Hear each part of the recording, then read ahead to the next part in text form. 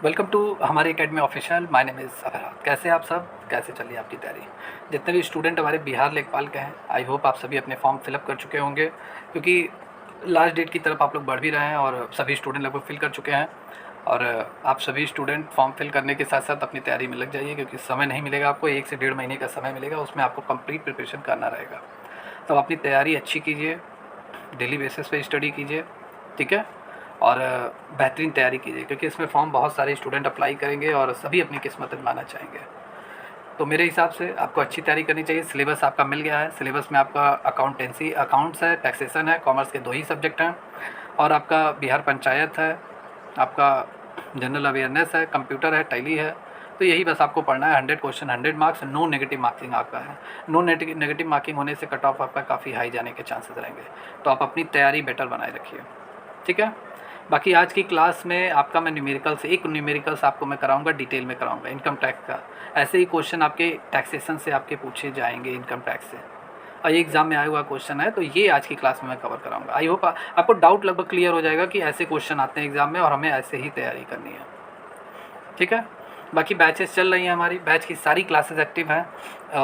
अभी financial accounting पूरी तरीके से पढ़ाई जा रही है। Basic to high level classes चल रही हैं, बेसिक लेवल से चलाया जा रहा है।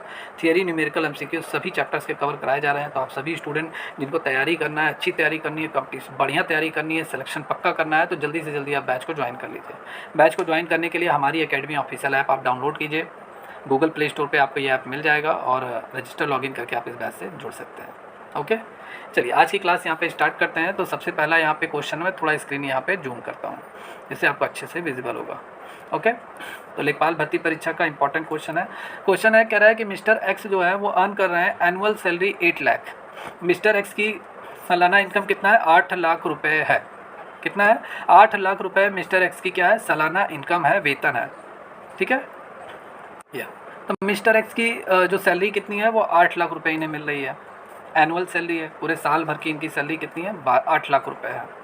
फर्स्ट ये हो गया। फिर कह रहा है कि he is eligible for the deduction. और वो जब इनकम टैक्स रिटर्न मतलब फाइल दायर करते हैं, ठीक है, इनकम टैक्स रिटर्न का, तो वो बहुत सारे डिडक्शन की मांग करते हैं। डिडक्शन क्या होता है? डिडक्शन कटौतियाँ होती हैं जो आप गवर्नमेंट से मांग करते हैं कि देखिए मैंने इस स्कीम में पैसा जमा किया हुआ है, प्लान में मैंने अपना पैसा फिक्स किया हुआ है, मैंने इंश्योरेंस का प्रीमियम मैंने जमा किया हुआ है, तो मुझे डिडक्शन चाहिए। इसके लिए आप एविडेंस दिखाओगे गवर्नमेंट को कि हाँ ये देखिए, और इतना मैंने LIC में मैंने पैसा फिक्स किया हुआ है, और इतना मैंने मतलब हेल्थ इंश्योरेंस मैंने लिया हुआ है, इतना प्रीमियम मैं जमा कर रहा हूँ, ठीक है।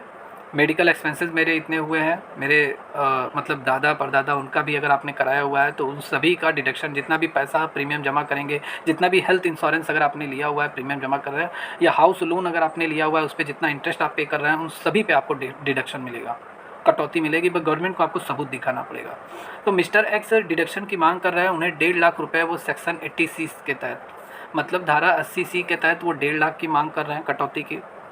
धारा 80D के तहत वो 25,000, मतलब सेक्शन 80D के तहत वो 25,000 रुपये की कटौती की मांग कर रहे हैं। 50,000 रुपये वो हाउस लोन इंटरेस्ट, उन्होंने कोई घर खरीदने के लिए लोन लिया होगा बैंक से, ठीक है, हाउस लोन उन्होंने लिया होगा, और उस पर 50,000 ब्याज बन रहा है, तो 50,000 ब्याज की वो मांग कर रहा है कि मुझे कटौती दीजिए।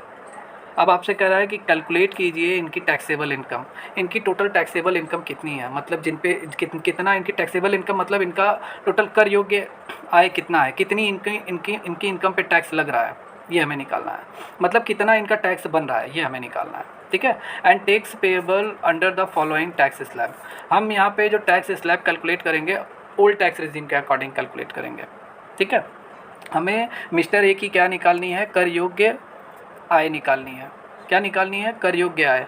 टोटल कितना टैक्स ये पे कर रहे हैं गवर्नमेंट ऑफ इंडिया को।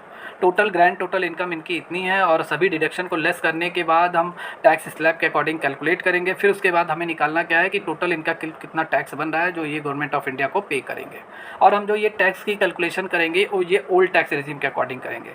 जैसे आप सभी को मालूम है इनकम टैक्स स्लैब जो है आपका, ठीक है, वो अभी 2 चल रहा है। पूरे भारत में 2 तरह के टैक्स स्लैब चल रहा है। एक आपका चल रहा है ओल्ड टैक्स रेजिम चल रहा है, एक आपका न्यू टैक्स रेजिम चल रहा है, मतलब जिसे न्यू टैक्स स्लैब बोलते हैं।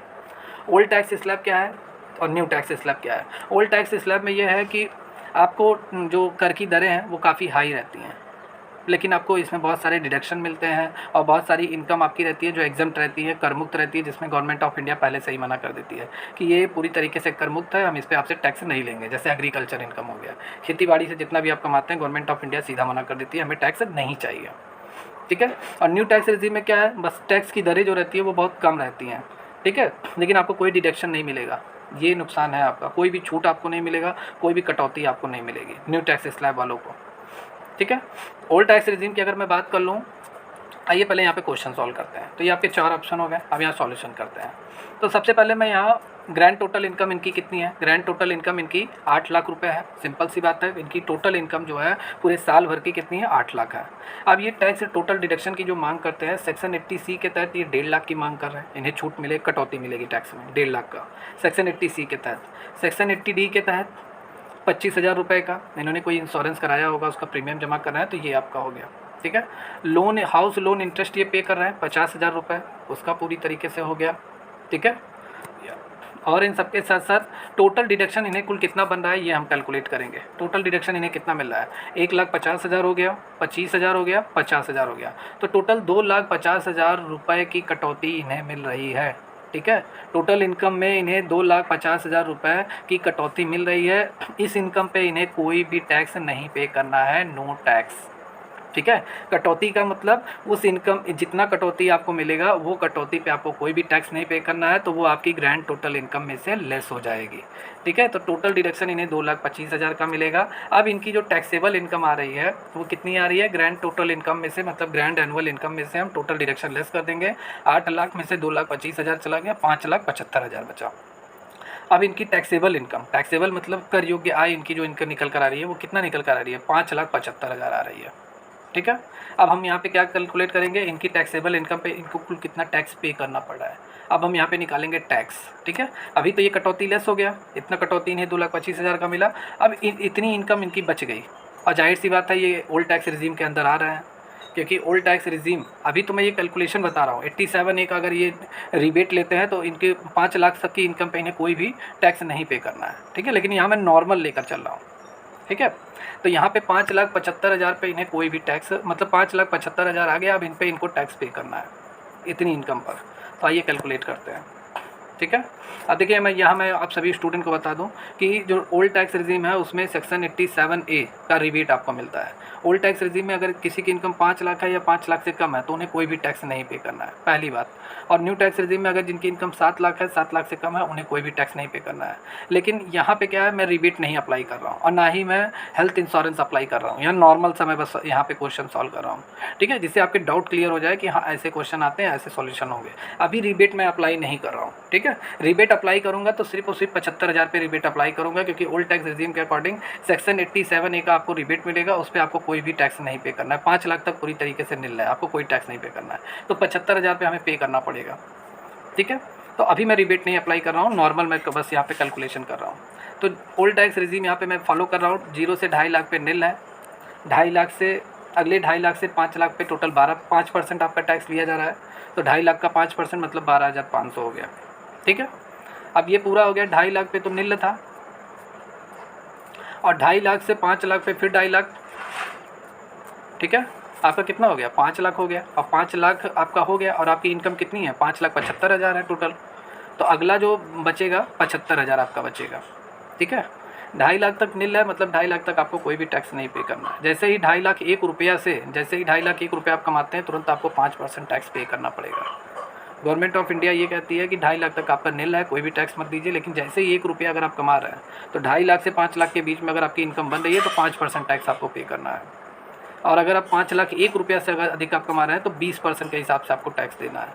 5 लाख 1 रुपये से 10 लाख तक का है, और 10 लाख से अगर अबव आप कमा रहे हैं तो आपको सीधा 30% टैक्स पे करना है ओल्ड टैक्स रिजीम के अकॉर्डिंग। तो 75,000 पे आपको 20% के हिसाब से 15,000 रुपये आपका बन रहा है।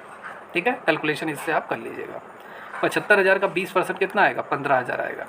ठीक है। अब यहाँ पर आपका टोटल टैक्स कितना बन रहा है, टोटल पेएबल टैक्स 12,500, 15,000 मतलब 27,500 आपका आ गया। यही आपका टोटल टैक्स पेएबल, मतलब आपका जो टोटल टैक्स बनेगा मिस्टर ए का वो 27,500 रुपये बनेगा, और यही पूछा जा रहा था। तो option number C is the right answer of this question. ठीक है। इसमें देखिए आपका मैंने रिबेट अप्लाई नहीं किया है, जो 87A का रिबेट मिलता है 5 लाख तक की इनकम पे ओल्ड टैक्स वालों को, ओल्ड टैक्स रिजीम जो फॉलो करेंगे उन्हें कोई टैक्स नहीं पे करना है, और 7 लाख न्यू टैक्सेस वालों का है। ये मैंने अभी बस बेसिक कैलकुलेशन किया है, ठीक है। ऐसे क्वेश्चन आपके एग्जाम में पूछे जाते हैं, कभी कभार लिख कर भी दे देता है कि रिबेट आपको चार्ज नहीं करना है, तब आप कैलकुलेशन कैसे करेंगे, ठीक है। तो ऐसे एग्जाम में पूछे जाते हैं, तो थोड़ा बहुत डाउट आपका क्लियर होगा इनकम टैक्स से क्वेश्चन कैसे आते हैं, ठीक है। जितने भी स्टूडेंट इस क्लास को देख रहे हैं, अगर आप कंप्लीट प्रिपरेशन करना चाहते हैं, तैयारी करना चाहते हैं, तो जल्दी से जल्दी बैच को ज्वाइन कर लीजिए, बैच की सारी क्लासेस एक्टिव हैं। ओके, या